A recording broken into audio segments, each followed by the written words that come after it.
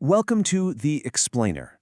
Today, we're going to dive into something really powerful, a concept from Eastern wisdom that basically offers a way out of anxiety, out of suffering, and it all comes down to one thing: figuring out who you really are. So, let's just jump right in with a big question. Think about it. Are you your thoughts? Are you that endless stream of feelings, worries, and sensations that just runs through your head all day, every day? The source material for this explainer suggests that most of our suffering, whether it's anxiety or getting too attached to things, it all starts with a really simple mistake. We confuse who we are with what we're experiencing. We get so tangled up in the day-to-day drama that we just lose sight of the bigger picture.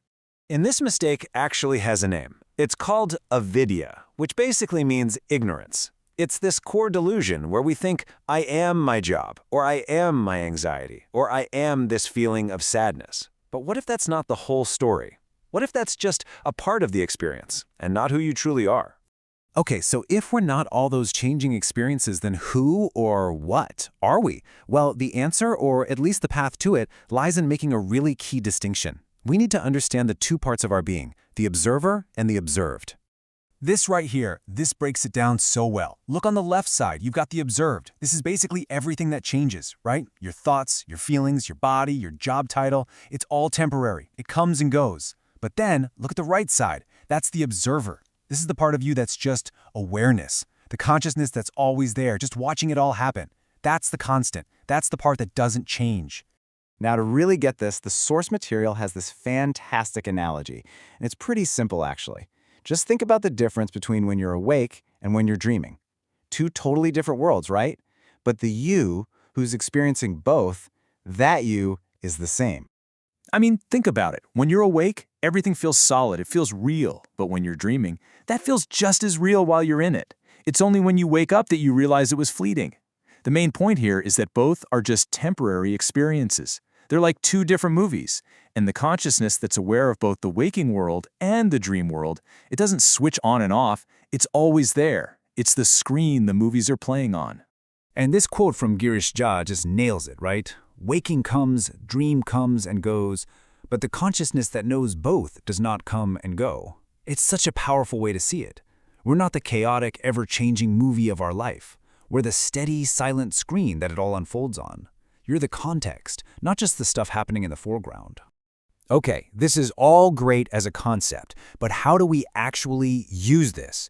How do we take this big idea and turn it into something practical, something we can do every day? Let's get into the how-to. So the source gives us this awesome, easy-to-remember acronym, SILENT. It's a whole practice. You start with S for study the body. Just notice your posture, how you're sitting. Then I is for invite that inner peace. L is for letting go, watching those thoughts just pass by like cars on a road. E is for embracing the present moment. Then N is for nurturing that feeling of peace when you find it. And finally, T is for teaching the mind to keep coming back to this observer state. It's a full-on roadmap. And here's another really simple but super effective tool, a daily self-audit. Seriously, right before you go to sleep, just take a minute.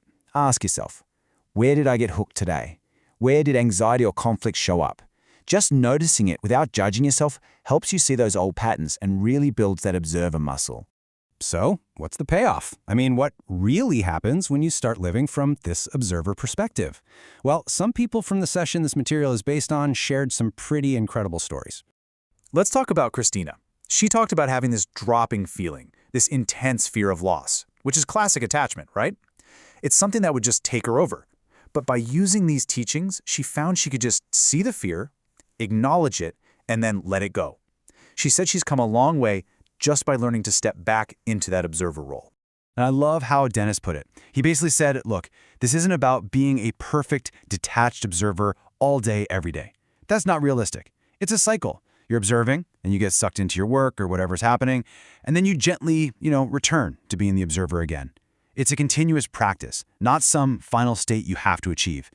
And David's example is so relatable right now. He was talking about how easy it is to go down these crazy rabbit holes with things like AI and all the info coming at us. But he said you've just got to pause, step back, and get some perspective. He calls them observer breaks. And when he does that, he says it's just peaceful. It's about finding that calm center in the middle of all the noise.